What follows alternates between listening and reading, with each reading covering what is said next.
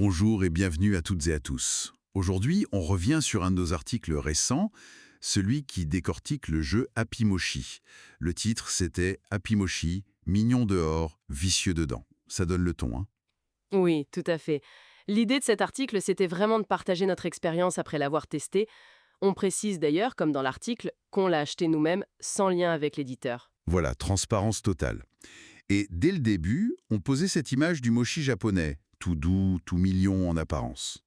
Très kawaii, oui. Exactement. Mais derrière, on a découvert une mécanique de jeu assez retorse, surprenante en tout cas. D'où notre formule, simple en apparence, complexe en essence. C'est ça. Alors justement, cette mécanique, comment on la décrivait dans l'article? Le principe de base, c'est de jouer des paires de cartes, Mhm. avec des contraintes de valeur, genre jouer une carte plus forte ou plus faible que la précédente, et parfois de couleur aussi. Classique, jusque-là. Oui, mais là où ça se corse, et c'est vraiment le point clé de notre analyse, c'est cette interdiction de réorganiser sa main de cartes. Ah oui, cette fameuse règle. C'est ça. Tu dois jouer des cartes qui sont côte à côte dans ta main. Et ça, on écrivait que ça crée une frustration. Mais une frustration assez amusante, finalement. Et ce qui est intéressant et qu'on a exploré dans le texte, c'est la profondeur stratégique que ça amène, paradoxalement. Tout à fait. Parce que du coup, tes choix quand tu pioches deviennent hyper importants. Est-ce que je prends la carte de la pioche? Est-ce que je prends la dernière carte jouée par l'autre? Ou alors une carte que j'avais mise côté? On soulignait que chaque décision vise à optimiser cette main un peu figée, quoi. C'est ça. Essayer d'anticiper pour créer des paires valides. L'article détaillait aussi les effets des cartes qui viennent pimenter tout ça. Hmm. Il y en a deux qui sont obligatoires, d'après ce qu'on a vu. Faire piocher l'adversaire et inverser la contrainte de valeur. Plus fort devient plus faible, et vice-versa. Et deux effets facultatifs aussi. Oui, donner une carte à un voisin et mettre une carte en réserve pour plus tard. On notait que ça crée des, je cite, rebondissements plaisants. Ça dynamise la partie, c'est clair. Et il y a le joker, le Happy Mochi. Ah oui, la paire de chiffres identiques. Ça permet de passer outre les contraintes, c'est assez puissant. Le but final, on le rappelle, c'est de vider sa main. Et surtout d'éviter d'atteindre 30 points de pénalité accumulés sur plusieurs manches. Exactement. Alors, sur l'ambiance de jeu, notre article la décrit comme plutôt joyeuse, assez surprenante.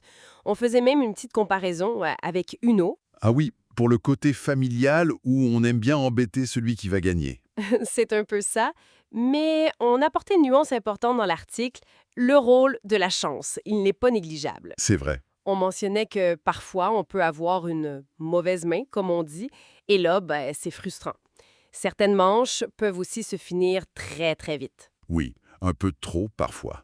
D'ailleurs, notre recommandation suite au parti, c'était de jouer entre 2 et 6 joueurs, mais que c'était sans doute meilleur à plus nombreux. Oui, ça dilue un peu la frustration et ça augmente les interactions. Et accessible dès 8 ans, c'est ça? Alors, au final, notre verdict dans cet article, c'était quoi? On lui mettait 4 étoiles sur 5. C'est une bonne note. Oui, on le décrivait comme un jeu frais, assez fin malgré son apparence, amusant, surprenant. Parfait pour des parties rapides en famille. Mhm. Et les points qu'on avait vraiment aimés, si on résume notre article, ce contraste entre le design tout mignon et le jeu un peu vicieux. Le fameux mignon dehors, vicieux dedans. C'est ça. Les rebondissements constants grâce aux effets des cartes.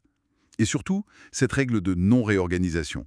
On avait qualifié de génie du mal, je crois, dans le texte. Oui, c'est un peu ça. Mais pour être équilibré, l'article soulevait aussi des points moins aimés. Notamment ses mains parfois impossibles à jouer. Ah oui, quand t'es juste bloqué, tu passes ton tour. Voilà, tu deviens passif. Et puis ce facteur chance qui parfois peut un peu déséquilibrer une manche. C'est le jeu, mais bon. C'est clair. Du coup, l'analyse concluait sur le type de joueur idéal.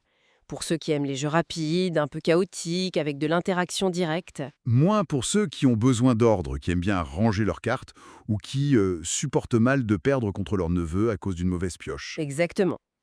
C'est pas un jeu de contrôle pur. Et la phrase de fin de l'article, je la trouvais assez juste. Happy Mochi, c'est comme manger des vrais mochis. On ne sait jamais sur quelle saveur on va tomber, mais on en redemande toujours une plus. C'est une belle image. On suggérait même de le glisser dans la valise pour les vacances. Petit format, partie rapide, c'est parfait. Tout à fait. Et pour finir, peut-être une petite réflexion qui prolonge notre analyse. Au-delà de la frustration qu'on peut ressentir sur le coup avec cette main qu'on ne peut pas trier. Mhm. Comment cette contrainte, justement, force une autre forme de réflexion. Une autre façon de regarder sa main, d'anticiper, d'interagir avec les autres. Comme on le suggérait, cette limitation devient en fait le moteur principal du jeu. C'est une excellente question pour conclure. Comment une règle restrictive peut créer autant de jeux. Intéressant? Voilà, matière à réflexion.